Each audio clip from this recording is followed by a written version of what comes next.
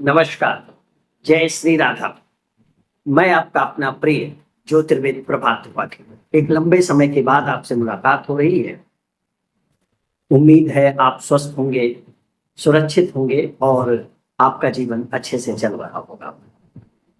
किसी भी ज्योतिषी सलाह के लिए आप निसंदेह मुझसे संपर्क कर सकते हैं।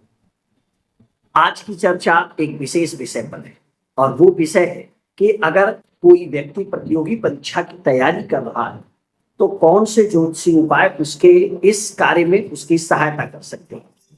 आइए हम कुछ विषयों को लेकर के उस पर बात करते हैं कि वो कौन से विषय हैं जिस पर हम इन चीजों को लेके चलें। तो सबसे पहले ये जानते हैं कि कौन से ग्रह जिम्मेदार हैं। बुध, गुरु और सूर्य।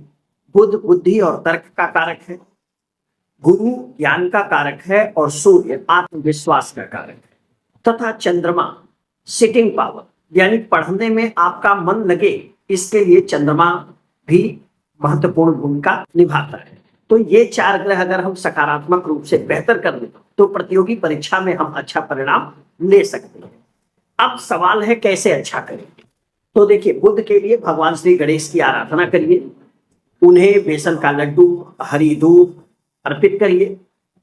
भगवान विष्णु की आराधना करके तुलसी जी को जल दे करके आप गुरु को अच्छा कर सकते हैं तथा सूर्य देव को तांबे के लोटे से जल अर्पित करके ओम सूर्य देवाय नमः जो मंत्र है आप इसका जाप करके भगवान आदित्य को अच्छा कर सकते हैं। भगवान शिव को जल अर्पित करना या चंद्र देव को मानसिक प्रणाम करना, रात में उन्हें जल का अर्घ देना, ये चंद्रमा की मजबूती का उपाय होता है।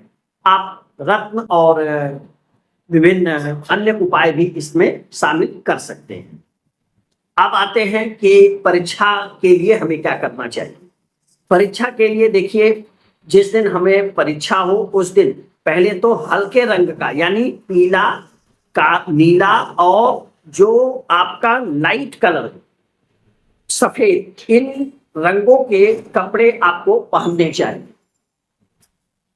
तो हम इस विषय की बात करते हैं। अब सवाल यह है कि और क्या करें। एग्जाम के दिन देखिए, आप जब सुबह चलते, ये तो बता ही दिया मैंने, भगवान श्री हनुमान की आराधना जरूरी है। आप जब जाएं रास्ते में कहीं भी हनुमान जी का मंदिर मिले, आप प्रणाम करिए, उनके चरण से सिंदूर का तिलक लगाइए।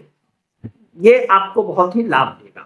नियमित रूप से आपको जिन उपायों को हमने कहा है, चाहे वो गणेश जी की आराधना है, विष्णु जी की आराधना है, भगवान शिव, भगवान सूर्य को जल अर्पित करना है, एक आदत तो आप अपने लाइफ में डाल लीजिए और वो ये है कि हनुमान चालीसा अथवा सुंदरकांड का नियमित पाठ।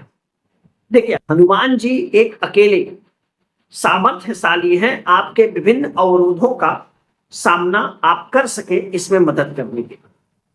तो जब भी जीवन में आपको लगे कि हम अटक गए हैं, हमारा चीज नहीं आगे बढ़ पा रहा है, तो हनुमान जी की आराधना आप प्रारंभ करें, निश्चित रूप से आपका लाभ होगा। वो संकट मोचन है, सभी संकटों को दूर करेंगे। ऐसे ही गणेश जी विघ्न विनाशक हैं, सभी विघ्नों का विनाश करेंगे।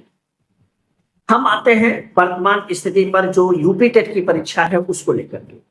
देखिए, यूपी टेट की परीक्षा 2 तारीख से लेकर 4 तारीख तक है। उस समय द्वितीया, तृतीया और चतुर्थी तिथि होगी।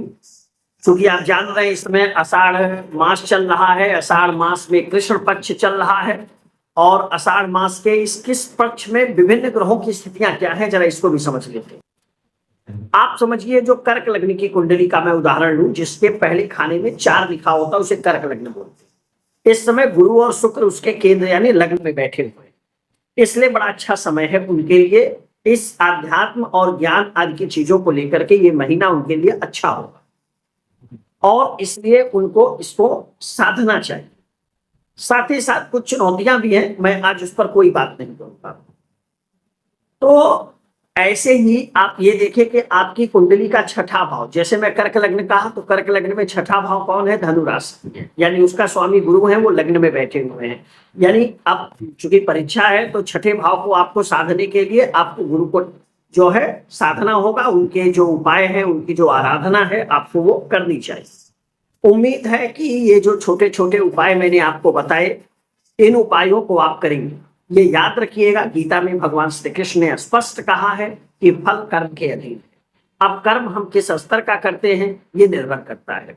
कई बार कर्म का फल किसी प्रारब्ध के अवरोधों के कारण हमें प्राप्त नहीं हो पाता है, तो ये ज्योतिषीय उपाय और हमारी प्रार्थनाएं उन अवरोधों को दूर कर हमारे परिणाम में शुभता लाने का प्रयास करती। तो निश्चित रूप से आप इसमें सफल हो। आप जो भी प्रतियोगी परीक्षा की तैयारी कर रहे हो, ये उपाय सब पर लागू होगा। अपना ख्याल रखिएगा।